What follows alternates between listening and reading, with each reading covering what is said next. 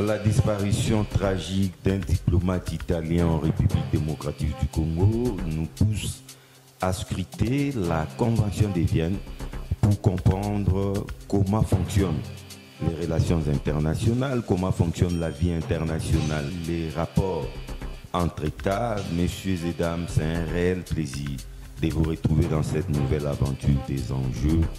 Bienvenue.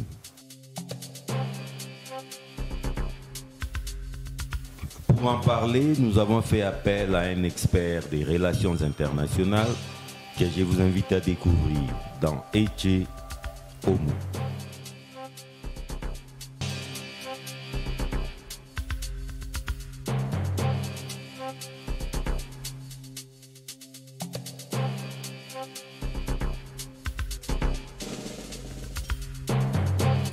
Jean Omeunga Onakudu.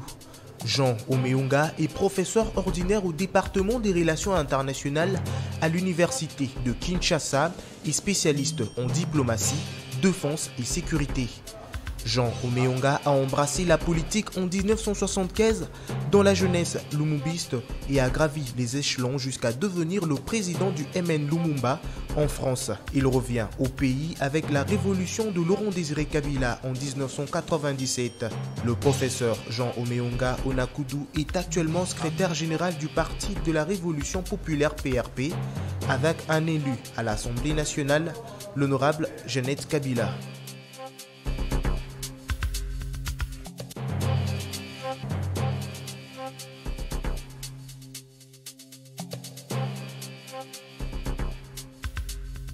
Professeur Jean Omeunga Onakudu, encore une fois, bienvenue dans le jeu. Merci beaucoup, John, de m'appeler dans votre 9e émission, ou 10e, une émission la plus suivie, et une émission, on peut dire, de l'année. Mais je pense que comme je suis au début de l'année, je crois que ce n'est pas la dernière fois. Pas du tout. On va continuer jusqu'à la fin. Merci d'être là. Nous en sommes honorés. Merci. On ne restera pas debout. Non. On s'installe confortablement. Ok. Vous enseignez les relations internationales, expert en vie internationale. La disparition tragique d'un diplomate italien a relancé les débats. Les débats d'abord sur les plans sécuritaires à l'est de la République démocratique du Congo. Ça prouve encore une fois que c'est une zone très instable et en proie à la criminalité.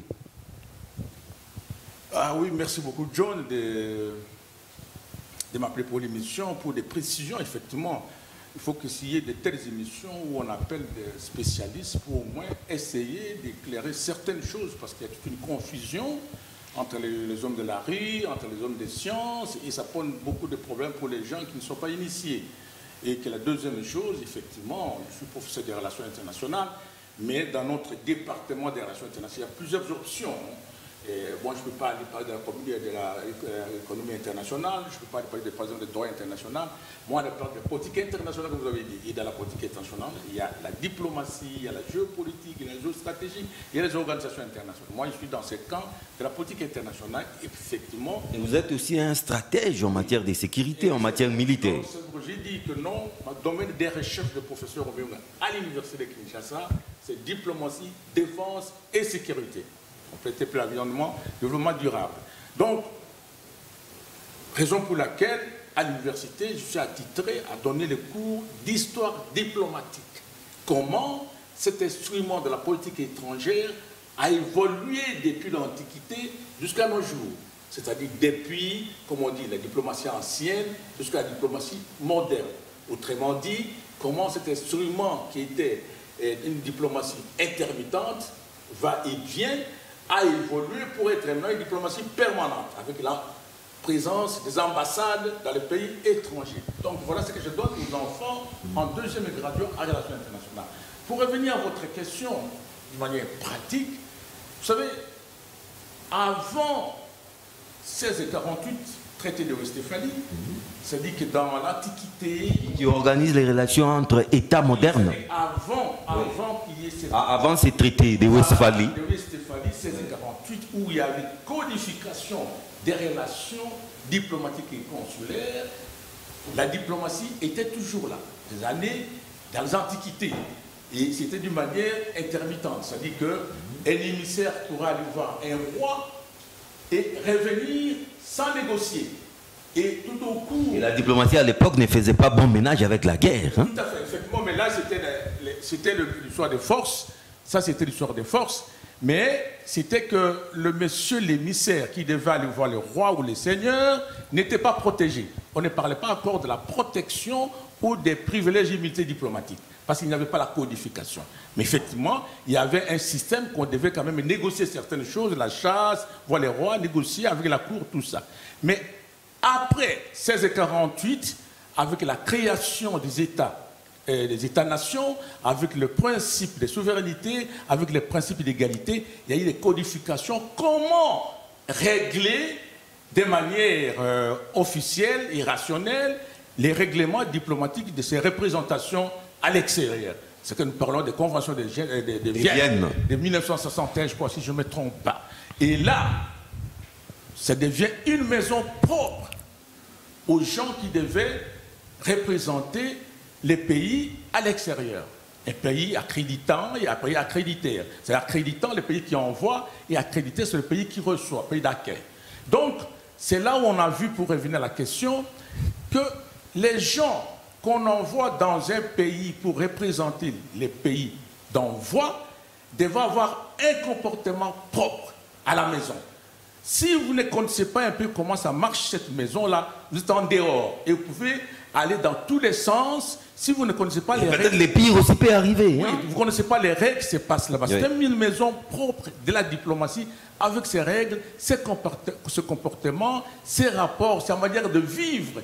C'est ça le problème. Alors pour revenir, voilà, la situation que vous venez, que tout le monde raconte... Luca Attanasio. Oui, de l'ambassadeur italien. En fait, comment ça passe? Conformément à la Convention de Vienne, comme vous le dites. Donc, un diplomate, c'est-à-dire quelqu'un qui représente les pays à l'extérieur, Accrédité régulièrement. accrédité régulièrement, de manière officielle, ne peut pas, conformément à la Convention de Genève, ne peut pas se déplacer sans qu'elle informe l'autorité nationale.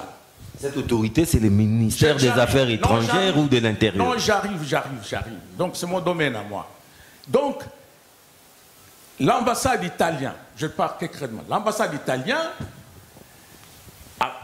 devait faire une correspondance auprès du ministère des Affaires étrangères, et cette correspondance, on appelle note verbale. C'est-à-dire que la correspondance, donc l'ambassade de l'Italie et le ministère des Affaires étrangères. Donc le ministère des Affaires étrangères a la correspondance, maintenant le ministère des Affaires étrangères ou les ministres instruit les services spécialisés, c'est-à-dire le protocole. Et c'est le protocole qui maintenant informe d'autres services spécialisés. C'est-à-dire qu'il informe l'ANER, il informe le ministère de l'Intérieur, la Sécurité, il informe la DGM, et ces gens spécialisés sont informés que tel ambassadeur a eu l'autorisation de se déplacer à tel endroit, à tel endroit.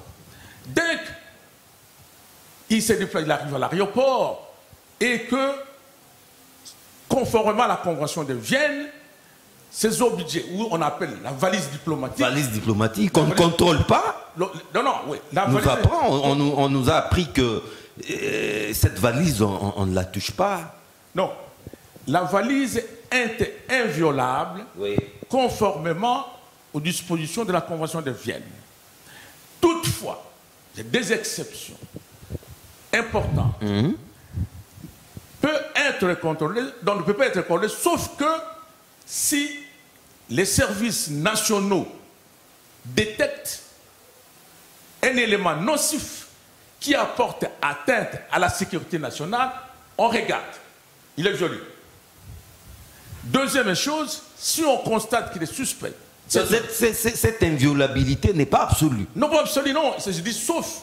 Ça dit que les règles sont là, qu'on ne contrôle pas, mais sauf si cette valise a des éléments nocifs, pas nocifs, c'est des éléments qui portent à terre. Comment les savoir? Oui, mais il y a des machines. Il y a des machines. Ça passe par les contrôles. C'est-à-dire qu'on ne peut pas ouvrir, mais ça passe par les contrôles des instruments spécialisés. Au niveau de la DGM. Oui, DGM, au niveau de la DGM. Et si la DGM constate que par machine qu'il y a quelque chose qui ne va pas dans la valise, on appelle l'ambassadeur et ce jour-là, on doit voir ce qui se passe. Ça, c'est comme ça. La Convention de Vienne, c'est très bien ça. Alors maintenant, cette valise peut passer, mais il semblerait que les problèmes qui se posent maintenant pour le cas d'ambassadeur, c'est qu'il faut avoir des idées claires. Moi, je suis plus aux affaires étrangères, mais quand nous étions là-bas, on devait vous donner des informations. C'est-à-dire de vous souligner tout simplement des principes. Et que le monsieur arrive à l'aéroport, contrôlé par la DGM, s'il n'a pas de documents d'autorisation, parce qu'il y a des éléments très importants, chaque diplomate doit avoir un sens politique. Le sens politique veut dire quoi? Le sens politique commande ou exige à l'ambassadeur d'être autorisé à se déplacer. Deuxième chose, ce déplacement, il doit avoir des instructions précises. Que voilà là où je vois comment ça se passe. Son itinéraire. Son itinéraire, il doit avoir des informations précises. Mais il semblerait dans le cas de l'italien. Il semblerait dans le cas italien, il est arrivé à l'aéroport, il a dit qu'on ne contrôle pas la valise, il est arrivé à Goma, et à Goma, il disparaît, semble-t-il. Il disparaît dans la nature. Semble-t-il. Je ne sais pas si vous pouvez donner des précisions pour la faire, comme vous êtes des journalistes de divulgation, mais il semblerait en non, les avis divergent. Hein? Oui, voilà. Ouais. C'est pourquoi nous utilisons les conditionnels. Voilà. Il semblerait qu'il n'a pas pu informer. Et puis il était escorté par la MONUSCO. La MONUSCO a sa piste d'atterrissage où il n'y a même pas les agents de la DGM, encore moins de l'ANER. C'est aussi ça le drame. Bon, vous m'avez appelé ici en tant que professeur. Expert. Oui. Quel que soit l'atterrissage dans un pays, ou à Goma, ou à Kisenyi, ou des soit comme ça, je crois que le gouvernement a des services spécialisés partout pour contrôler, sachant très bien que Goma, c'est une zone d'insécurité pour l'instant. Je n'ai pas la guerre. Une zone rouge. Donc, je ne parle pas de la guerre comme telle, les grands frontales ou les armes qui puissent à tout moment, mais c'est une zone d'insécurité, c'est-à-dire où il y a la menace. L'insécurité ici, c'est la menace à tout moment, extérieure comme intérieure. Et que dans cette zone-là, je pense que les services sont obligés par préventif et curativement être présents. Vous me parlez qu'il était escorté par la MONUSCO et qu'il n'y avait pas les enjeux de la DGM ni de l'ANER. Mais vous savez, à l'époque des musées, moi qui vous parle, nous avons appelé à installer la MONUC avec l'accord de siège. Mais quels que soient les privilèges et immunités qui accordaient à ces gens de circuler librement, sans inquiétude dans tous les territoires pour au moins observer ce qui se passe. Mais les gouvernements congolais à l'époque avec le musée, moi personnellement, avec le professeur Touareba qui était mon chef, moi j'étais quelqu'un qui coordonnait les services spéciaux pour au moins surveiller et accompagner ces gens qu'on musée nous a dit, ce n'est pas de bon cœur. Là où ils partaient partout, ils ne pouvaient pas se déplacer tel endroit s'il n'y avait pas d'autorisation, parce que même si la convention est là, mais nous avons l'obligation d'assurer la sécurité interne de ces gens et de notre pays. Et s'il y a eu manquement, ça, je ne sais pas exactement à ça comment ça marche maintenant pour les jeunes. Il se comporte un peu en électron libre. Non. C'est ça, monsieur le professeur. Oui, c'est-à-dire que... En terre conquise. Non. Il faut qu'on parle, moi, scientifique. On va m'appeler pour ça. J'ai dit la Convention de Genève ne peut pas interdire à un ambassadeur dans un pays d'accueil... La Convention de Vienne. De Vienne, pardon. Je sais qu'on avec les Genève, des réfugiés, bon, de Vienne, relations diplomatiques. Interdire à un ambassadeur envoyé à faire son travail. Mais toutefois, il y a des limites. Comme je vous ai dit, l'autorisation et à demander des informations précises là où il partait. Et on ne dit pas la Convention n'interdit pas les services spéciaux nationaux à faire le travail. Le travail ici, ce n'est pas l'handicapé à marcher. C'est ici le surveillé par comment vous avez appris tout étranger qui est sur le pays et qui travaille sans l'inquiéter. C'est-à-dire la surveillance du comportement, la surveillance des déplacements, la surveillance des interviews, la surveillance de toutes les actions. Ce n'est pas à informer au pays qui l'a envoyé, mais on informe les autorités chargées de savoir exactement qu'est-ce que le monsieur est parti faire là-bas. Ça, c'est le service de sécurité. Je ne sais pas comment ça marche maintenant, mais à l'époque, nous surveillions sur les gens qui étaient déjà dans la MONUC. Alors, on dit, le monsieur arrive, l'ambassadeur arrive à Goma, il n'informe pas sa présence à l'autorité provinciale. La DGM provinciale n'est pas informée. Les autorités militaro-civiles n'étaient pas informées. N'étaient pas informées. C'est que me surprend. Même toutefois,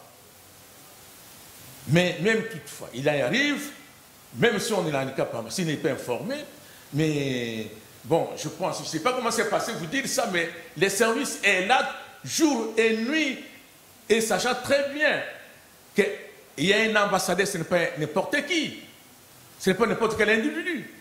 C'est le qui présente un pays ami, connu, et qui arrive là-bas. Je pense qu'on ne devait pas, je ne sais pas comment c'est passé là-bas. C'est un peu difficile, mais je vous donne tout simplement les règles qu'en principe, la Convention de Vienne autorise à se déplacer. Et puis maintenant, je termine par là, c'est important parce que je ne veux pas que ça soit comme moi je ne suis pas quelqu'un de profane. Il y a aussi la dynamique nouvelle des tâches d'un diplomate actuellement. Ça a évolué considérablement. Les diplomates sont un peu dans tout. Non. Et des fois, ils se mêlent un peu des questions internes, des affaires intérieures. Donc je voulais dire, la convention de Genève, de Vienne, ils deviennent de plus en plus envahissants, ces diplomates. Non, ça c'est moi, parce que moi je dis, je ne veux pas, c'est mon cours que je donne. C'est-à-dire qu'ici, le diplomate est censé maintenant, avec de nouvelles tâches d'un ambassadeur, de faire la diplomatie publique pour son pays.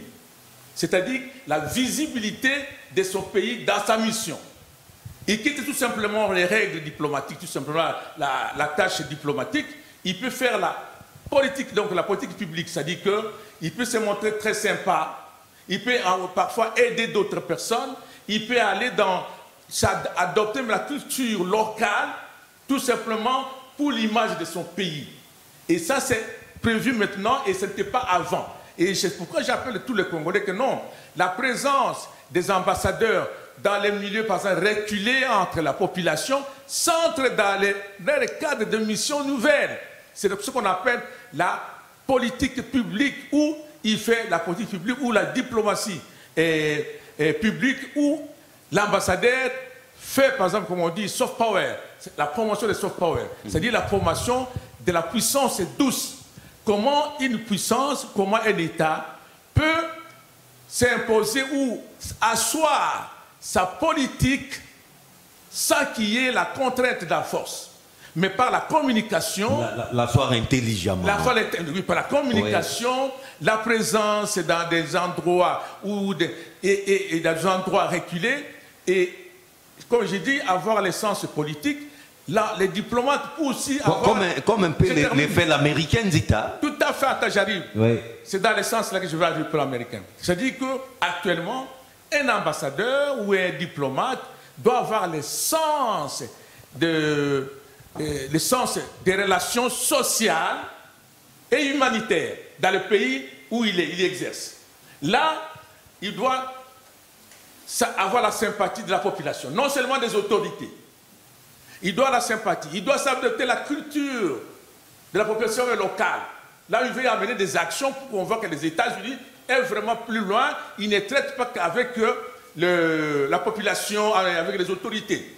Et ça, c'est une nouvelle dimension des tâches d'un diplomate. Ça a évolué considérablement. Je pense que les gens qui me suivent, qui sont aussi spécialistes à ça, ils savent que dans des ouvrages récents, dans les nouvelles maintenant de convention, il y a cette considération. Cette évolution. Cette évolution. Et c'est pourquoi l'ambassadeur américain, vous le voyez parfois aller à Goma... En électron libre. Ça dit électron libre, ça dit quoi? Électron libre, ça dit que... Parce qu'il ne signale pas toujours tous ces mouvements. Non, c'est ce que j'ai dit. Oui. Mais ça suppose qu'il ne peut pas aller à Goma sans que l'autorité nationale soit informée. Professeur. Mais maintenant, l'autorité nationale ne peut pas lui empêcher de rencontrer la population locale pour faire des actions qui... Soft power. Oui, voilà. Oui. Merci beaucoup. Mais tout à fait, professeur. Tu as compris cette leçon. Oui, mais maintenant que le pire est arrivé. Le pire est arrivé. Oui. Alors, mais comment établir maintenant les responsabilités, professeur? Voilà. Ça, je crois que, honnêtement, vous comprenez les dispositions de la Convention de Vienne. C'est-à-dire, l'ambassadeur ne peut pas se déplacer sans autorisation. Il doit demander au ministère des Affaires étrangères des instructions précises de là où il part. Et on va lui donner ça que non, monsieur, là où vous partez, voilà ça. Il arrive dans l'autorité provinciale, la DG me laisse passer, où il a compté la valise ou pas, je ne sais pas, mais il arrive à Goma. À Goma, il disparaît. L'autorité militaire, civile, et tout ça, inconnue. Il va maintenant dans la zone d'insécurité. Il tombe dans une embuscade. Il tombe dans une embuscade. Là, honnêtement, si on suit les dispositions internationales et nationales, les us et coutumes diplomatiques, ça pose un petit problème d'analyse et ça demande au moins d'examiner avec sang-froid. C'est un casus pour les étudiants, prof. Oui, voilà. Et un peu de lucidité, parce qu'il faut des spécialistes pour savoir pourquoi il n'a pas voulu informer l'autorité. Il était accompagné par les Nations Unies, semble-t-il, à MONUSCO. Oui. Est-ce que la MONUSCO ne lui a pas donné des informations précises sur l'endroit qui est l'insécurité? Pourquoi la MONUSCO ne l'a pas commis avec des gardes-corps plus renforcés? Et comment l'ambassadeur n'a pas voulu... Comment Donc, et à la fin? Et à la fin, il faut une enquête. Non, mais bon, je vous pose la question autrement. Oui, est-ce que la responsabilité du gouvernement congolais peut-elle être établie? Ça, c'est après enquête. Après enquête, parce que... Non, ça dit que si le gouvernement congolais donne des arguments plausibles qui montrent que l'ambassadeur n'a pas respecté les dispositions de la Convention de Vienne et qu'il s'est infiltré comme un espion, quelque chose comme ça, là, le gouvernement n'a pas d'engagement, il n'y a pas de responsabilité. Là, c'est tout sûr maintenant, parce que je vous parle maintenant, on dit que l'ambassadeur est parti dans les cadres des Nations Unies, et l'ambassadeur a des trucs comme ça. Donc, toutes ces organisations internationales, nous devons savoir comment laisser une personnalité importante aller dans des endroits sans qu'il y ait une sécurité renforcée. Alors prof, souvenez-vous des Onisiens qui sont morts au Kasaï, décapités, avec les Kamwena Sampou. Cette affaire n'est pas complètement close, mais aujourd'hui encore avec cette affaire, est-ce que cela ne va pas entacher, sinon perturber les relations entre la République démocratique du Congo et certains États occidentaux, prof? Non, mais c'est normal, à la mort d'hommes d'un ressortissant européen. Surtout de ces niveaux-là. Des ressortissants européens, ça doit quand même troubler un peu les Européens. Et nous aussi, nous étions un peu troublés, peut-être on ne l'a pas beaucoup assez, parce qu'il y avait aussi des Congolais qui étaient tués. Oui, tout à fait. On n'en parlait pas beaucoup, mais les chauffeurs, c'est un digne fils congolais qui est aussi tombé aux côtés du diplomate. Mais je pense que le représentant de la République, il semblerait, aurait quand même allé faire la compassion avec la famille, une enveloppe, je ne sais pas dans ce sens-là, avec la famille de notre compatriote. On a vu le président de la République visiter la veuve italienne. Hein? Oui, mais il semblait que... Mais de l'autre côté aussi, on espère que... Il semble qu'il a envoyé une enveloppe conséquente. Ok. Il a envoyé une conséquente. Je n'ai pas de précision, mais j'y semblerait. Bon, l'entourage, quoi, comme ça. Mais de toute façon, ça doit quand même choquer un peu les Européens, parce que c'est quand même quelqu'un qui était au service. Hein? Et puis, il est tombé au service dans des circonstances encore non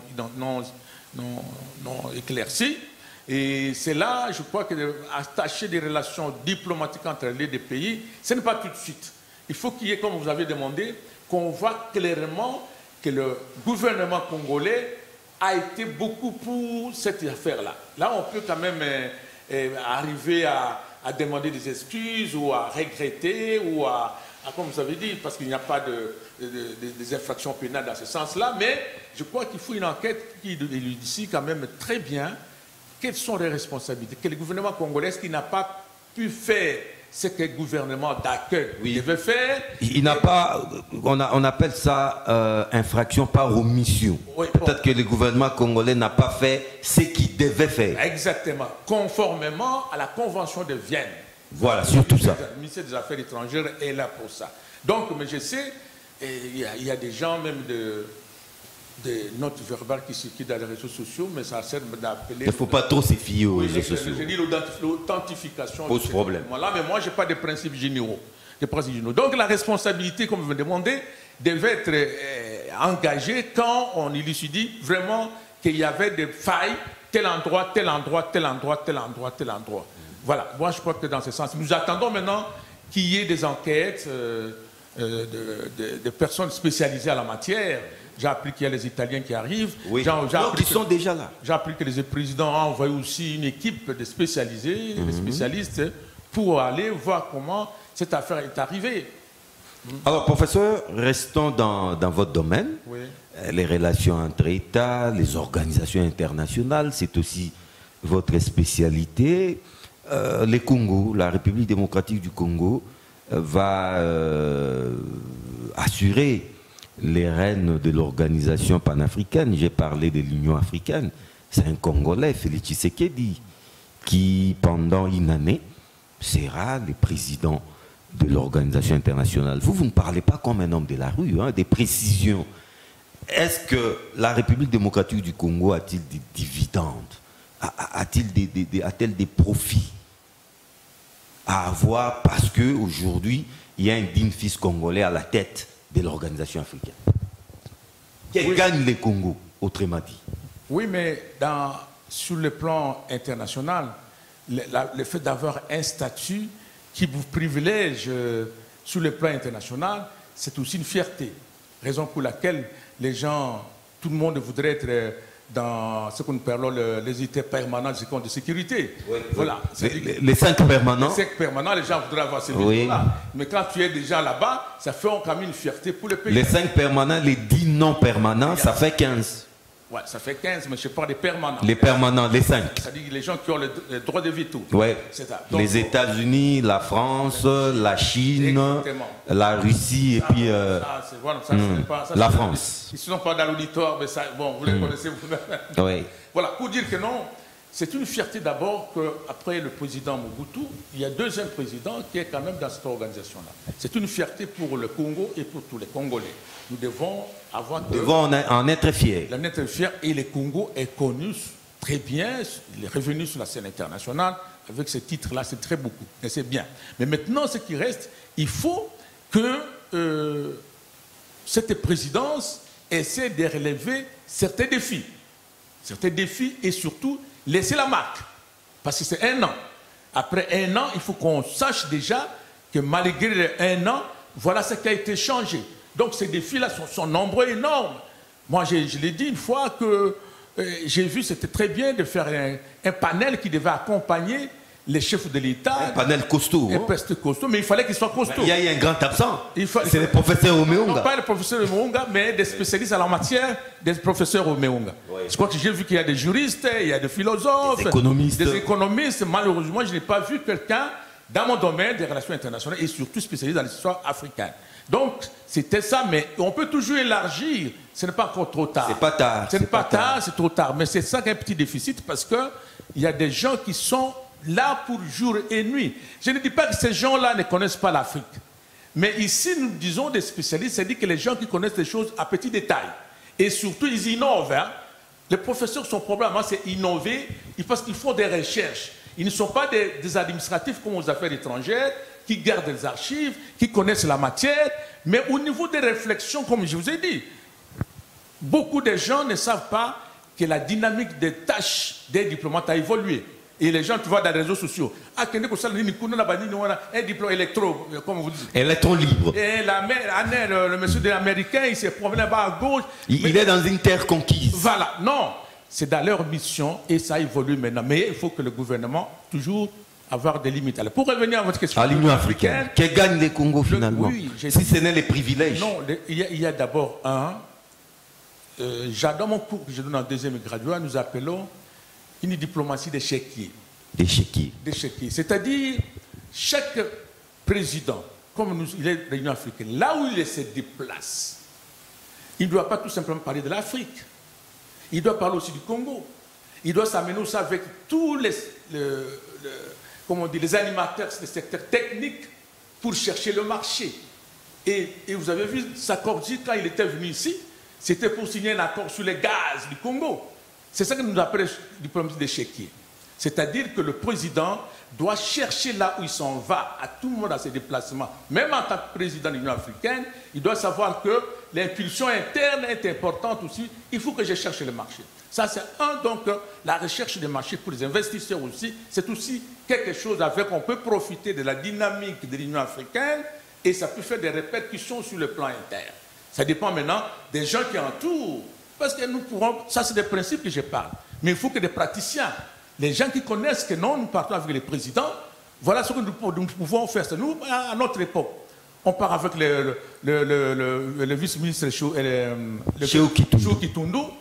Il est dans une des conférences, mais il y a d'autres qui prennent des contacts bilatéraux avec des services économiques, des services culturels, pour au moins voir comment ils peuvent venir ici. C'est-à-dire que l'entourage ne sont pas allés tout simplement pour aller voir ce que le président dit, mais il faut savoir comment ce que vous allez amener au Congo. C'est ce que vous me demandez. C'est pourquoi vous dites que non, cette présence... Il ne travaille pas que pour le Congo, hein, professeur. Non, c'est pourquoi, j'ai parlé de défis qui doivent réussir le plan africain. Défi sécuritaire. Ce n'est pas pour l'Afrique, mais au Congo aussi. Parce qu'en Afrique, il y a des terroristes. Et au même moment, un diplomate est tué dans ce pays. Non, c'est ce que j'ai dit. Défi sécuritaire, il y a le terrorisme en Afrique centrale, d'abord au Nigeria, au Tchad, au Arabe. C'est un défi aussi parce qu'il y a des stratégies globales de lutte contre le terrorisme. Nous avons aussi les problèmes en Afrique centrale où il y a la convention de Kinshasa sur la distribution des armes. Il faut faire ça. Et il y a aussi à relever comme la réforme institutionnelle de la commission Kagame. Il y a beaucoup de choses. Il doit montrer comment l'Union africaine doit être indépendante vis-à-vis des partenaires stratégiques parce que nous dépendons aussi beaucoup. Il y a une contribution de l'Union africaine alors que les Africains voudraient un peu quitter cette dépendance, être indépendants. Il y a aussi les défis environnementaux qui doivent faire ça. Et il doit avoir aussi une diplomatie conséquente pour convaincre les gens dans ce sens-là. Sans tout autant oublier que sa présence, il doit, comme vous avez dit, maintenant, à faire le soft power.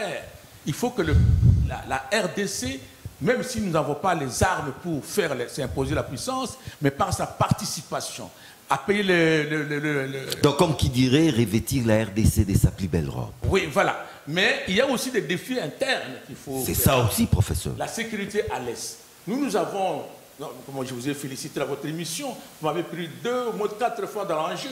Nous avons parlé de la comité scientifique de défense. Vous vous souvenez que j'avais dit pour le problème de l'Est, étant donné que c'est une guerre asymétrique, c'est-à-dire une guerre où on n'identifie pas l'adversaire frontalement, l'adversaire muet dans la foule ou dans la population, il faut des moyens appropriés. Et ces moyens appropriés, il faut des études approfondies. Et c'est pourquoi j'ai parlé du comité scientifique de défense qui devait avoir plusieurs spécialistes de diverses matières, disciplines, des philosophes, des géopoliticiens, des économistes, des juristes, pour étudier calmement comment on peut trouver une solution. Parce que là, les problèmes qui se posent, ce n'est pas seulement militaire. Il y a les problèmes politiques, il y a les problèmes diplomatiques, il y a les problèmes communautaires, des gens qui se battent là-bas. Tout ça, c'est autant de moyens qu'il faut au moins avoir un sang-froid pour examiner cette histoire-là. C'est pourquoi j'avais pour jusqu'à présent, personne ne m'a appelé, jusqu'à présent, personne n'a fait cas à ce comité de défense. Et nous avons appris dans ce pays pourquoi. C'est pour vous dire, et c'est tout. Quand tu regardes les guerres antiques, c'est à ce moment ici, des circonstances où nous sommes affrontés avec une guerre telle qu'il y a les spécialistes inventent, les sciences inventent, les spécialistes inventent, les spécialistes créent des solutions, ils en donnent, mais malheureusement, on n'est pas encadré, on n'est pas forti. Vous avez l'impression que vous prêchez dans les déserts. Exactement, exactement. Comment vous pouvez faire, vous avez parlé ici, comment nous avons une institution qu'on appelle... Il y a une addition de comment, et à la fin, il n'y a pas de réponse. Comment il y a un département des relations internationales, les gens qui sont attitrés à ce... Remettez mes documents de la présidence, venez avec des documents que non, on vous paye, vous avez l'argent de l'État, et vous formez les diplomates. Et voilà la situation ici. Comment vous en pensez, les messieurs, les spécialistes, les professeurs et les chefs de travaux, les assistants? Non, il n'y a rien. Il n'y a rien, il n'y a que tout le monde est devenu spécialiste à la présidence, tout le monde est spécialiste aux affaires étrangères, tout le monde est spécialiste, tout ça. Donc, autant de spécialistes, et parfois, on ne peut pas se comprendre. Et pourtant, l'État paye de l'argent pour qu'il y ait des spécialistes. Nous formons les gens qui devaient travailler dans les organisations internationales. Nous formons les diplomates. Nous formons, on avait formé autant, et nous formons des docteurs.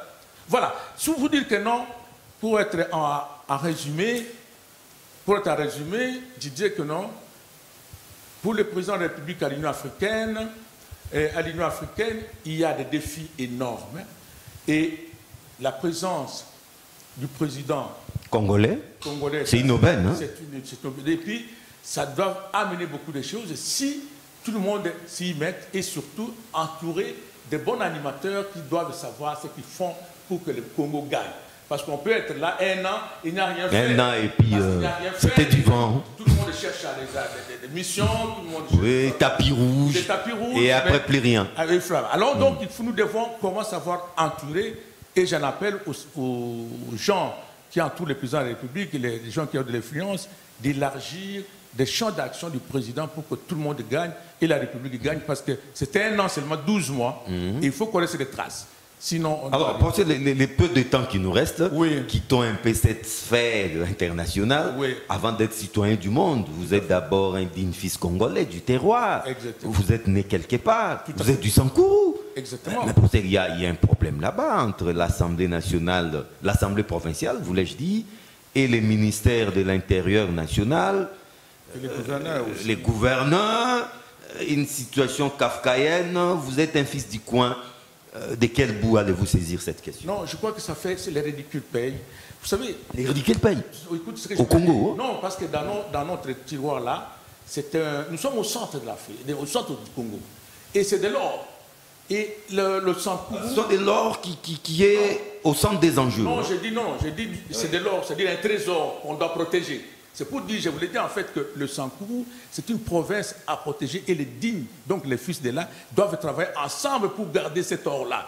Parce que, nous avons produit un homme historique, charismatique, Lumumba est là, et nous sommes au centre. Or, vous savez, en géopolitique, celui qui est au centre a de l'impulsion vers l'extérieur. Et ça, nous sommes au centre. Deuxième chose, le Sankourou a des matières stratégiques, du pétrole, autant de choses là-bas. Et quand vous voyez les gens se précipiter au niveau tout simplement du pouvoir, c'est ce que j'ai parlé de ridicule. Le pouvoir pour le pouvoir. Le pouvoir pour le pouvoir. C'est pourquoi nous n'avons pas beaucoup de temps.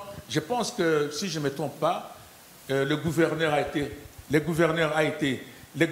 réhabilité et que... Réhabilité par le ministère de l'Intérieur. Et je pense pour l'instant, nous devons soutenir le gouverneur pour qu'on travaille ensemble. On doit d'abord laisser déjà des guerres. Laissons les jeunes là travailler, nous l'accompagnons, très bien, nous devons l'aider, qu'on lui laisse d'abord travailler pour qu'on évalue, après on ne peut pas d'abord l'évaluer. Vous soutenez Moukoumadi, bref. Oui, je le soutiens parce qu'il faut d'abord qu'il travaille, et après on sait très bien comment... Mais visiblement, on bras de fer avec l'Assemblée provinciale. Oui, non, mais on va régler ça, ce n'est pas un problème. La politique, c'est sa règle. C'est un jeu de règlement. C'est un jeu des intérêts. Chacun va voir comment... Qu'on les laisse travailler. On les laisse travailler, chacun. C'est un règlement. On ne peut pas rester comme des adversaires, comme des ennemis. Sama Lukonde, le tout nouveau Premier ministre, vous êtes secrétaire général d'un grand parti. Avez-vous déjà été consulté pour faire partie de ces gouvernements, bien sûr? Non, à principe, je suis encore dans le camp des gens... Ah, donc vous n'êtes pas dans l'union sacrée? Non, pour l'instant, non. Et que nous sommes encore fidèles dans les FCC. Les défunts FCC? Non, pas les défunts. Pas du tout. Il y a eu des ramifications, mais pour l'instant, il y a quand même les FCC qui, dans la charte de fidélité, nous sommes là. Mais ce que je voulais dire, ce qui est important dans la formation du gouvernement, c'est que le Congo, c'est aussi mon pays. Même si je suis dans les FCC, Ce n'est pas pour autant que je me suis détaché de ces pays. Vous m'avez dit que je suis un citoyen. Et en étant dans les PRP, du monde. En étant dans les PRP, je suis un intellectuel, un professeur. Moi, je peux toujours, par des avis, contribuer à l'émergence de ces pays.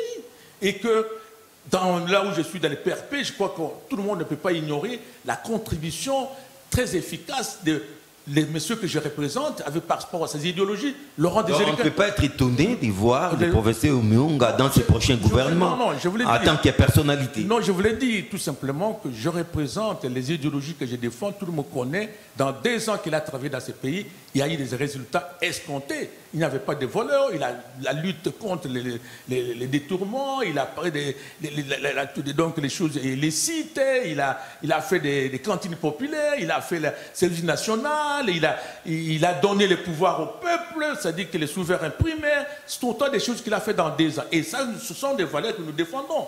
Même aujourd'hui, j'ai quitté, comme vous avez dit, l'Union sacrée, j'ai quitté le PRP pour aller le FCC. Les FCC. L'Union sacrée. Je pense que je ne serai pas dépourvu de ces valeurs-là. Même là où je serai, je dois défendre qu'il faut... Mais vive la transhumance. Non, je ne parle pas de ça. Je dis que... Ouais, ce n'est qu'une hypothèse, mais vive la transhumance. Non, mais même dans cette hypothèse. Je crois que les gens qui me suivent, ce qui est fondamental que j'ai dit, je suis dans le FCC avec la charte de fidélité. Mais je vous explique que maintenant, comme professeur, comme on m'a dit, je suis citoyen de ces Congolais. Oui. Je voudrais que mon pays avance. Et je ne peux pas bloquer tout ce que j'ai dans ma tête parce que je suis dans le PRP. Si aujourd'hui on me demande de donner un avis sur, comme vous m'avez demandé pour l'histoire de la guerre à l'Est, oui. Je suis professeur, j'ai été payé. On fait appel à vous pour travailler dans les gouvernements. Vous ne pouvez pas refuser. L'élégance politique. Oui. L'élégance politique et administrative. Quand une autorité vous appelle, il faut d'abord écouter. Et moi, je suis un diplomate. On ne peut pas faire la chaise vide et on ne peut pas refuser la main tendue. Il faut aller écouter. Même si cette main est sale, entre guillemets. Je dis, sale, entre guillemets. C'est pourquoi je voulais dire, en fait, que le Premier ministre qui est en train de faire la formation du gouvernement doit tenir... C'est un critère important. Ce n'est pas tout simplement qu'on a 48 députés qu'on peut amener la performance. Il faut l'intégrité. Il faut des gens qui peuvent changer et l'aider à réaliser la vision du chef de l'État. Ce n'est pas parce qu'on vient de là qu'on dit directement qu'il va amener tout. Mais il faut des gens qui ont des convictions, des gens qui ne changent pas à coup de vent. Et nous, dans le PRP, c'est ça. Malgré que vous connaissez ce que nous souffrons, mais on est toujours constant. On est toujours avec des convictions de musée. Vous souffrez? Mais oui, parce que vous savez, nous n'avons jamais été dans les 16 minutes. Non, vous n'avez pas l'air de souffrir parce que le PRP a maintenant un siège pimpant neuf dans une des communes populaires de la capitale. Oui, mais vous savez très bien, c'est ça. Félicitations. Mais si c'est ça l'idéologie des musées, oui. C'est prendre en charge. Nous n'avons jamais été dans les institutions comme les autres partis. Mais nous avons l'idéologie, mais d'autres partis n'ont pas d'idéologie. Il y a même des partis qui ont créé à 2 semaines, ils ont des députés, mais nous sommes un parti national. Créé depuis 1967. C'est ça la prise en charge. Nous sommes démenés par des cotisations des membres pour avoir ces sièges-là. Monsieur Oumuyonga, oui. Je n'ai pas en tout cas vu nos trois quarts d'heure passés. Tout à fait. Parce qu'avec vous, on ne voit pas les temps passer. Hein? Non, c'est difficile parce que vous êtes devant un professeur et vous êtes spécialiste. Spécialiste, expert en relations internationales. Tout à fait. Je suis très enchanté. Alors pour conclure, surtout par rapport à ces principaux thèmes, hein, oui. La disparition de Luka Attanasio. Je pense que la première chose, c'est comme le gouvernement, nous avons présenté les condoléances auprès du gouvernement italien. Et nous avons présenté aussi les condoléances auprès de la famille congolaise, de notre chauffeur qui a été tué. Surtout ça. C'était une bonne chose. Parce et même les gardes du corps de l'ambassadeur aussi. Vraiment, quand il y a un mort, de toute façon, ça fait du mal à la famille. Et deuxième chose, comme vous m'avez demandé, il faut, conformément à la disposition des conventions de Vienne, il faut que nos gens qui représentent le pays doivent se conformer à cette disposition-là. Et surtout, nous aussi, les Congolais, nous devons aussi être vigilants par rapport à ces dispositions de la Convention de Vienne. On ne doit pas laisser quelqu'un qui peut aller au-delà. Mais je donne toutefois. Vous voyez, par exemple, j'ai dit, la valise est inviolable, sauf en cas cette valise... Il y a des exceptions. Des exceptions. Et deuxième chose, les autorités congolaises, même le peuple congolais, doivent savoir scientifiquement que les tâches d'un ambassadeur ou d'un diplomate a évolué considérablement. Il ne faut pas vous étonner qu'un ambassadeur... Les soft power. Soft power ou la diplomatie publique, c'est-à-dire il fait il fait la visibilité de son État. De son État. Ça a évolué parce que j'ai vu beaucoup de gens. Pourquoi il doit aller là-bas? Pourquoi il doit aller là-bas? S'attaquer à Nzita. Mais moi, vous m'avez dit, je ne suis pas de la rue. C'est pourquoi j'ai éclairci beaucoup de choses que non, les gens qui veulent faire des débats avec le professeur Moyenga, il y a des cours qui se donnent là-bas, ils peuvent faire d'autres contacts dans les couloirs pour que je leur donne un peu visiblement, parce que nous avons le temps ici pour expliquer. Ça c'est important parce que dans les réseaux sociaux, on ne voit comme si l'ambassadeur s'est déplacé, il n'a pas le droit d'aller là-bas. On va organiser des débats télévisés, ne vous en faites pas. Merci. Professeur, c'était un honneur. Merci beaucoup. Merci beaucoup. Merci. Et nous ne sommes qu'au début de l'année. Certainement, on va vous retrouver très bientôt, chaque fois que l'actualité l'exige. Tout à fait, surtout avec votre émission encore la meilleure, sous l'analyse pièce contre pièce. Pièce contre pièce. Parce que je voudrais aussi être dans le contre pièce, c'est lui qui me contredit dans l'histoire des conventions de Vienne. Le rendez-vous est pris, prof. Merci beaucoup. Merci beaucoup et on vous libère. Merci beaucoup. Le professeur Jean Omeunga Unakudu a été suffisamment clair. En tout cas, il a parlé comme expert. Il nous a fait encore entrer dans les méandres de la Convention de Vienne qui régit les relations internationales, les relations entre États. En tout cas, c'est sans commentaire de notre part et on vous retrouve très vite dans une nouvelle aventure des enjeux avec les mêmes et réels plaisirs. Au revoir.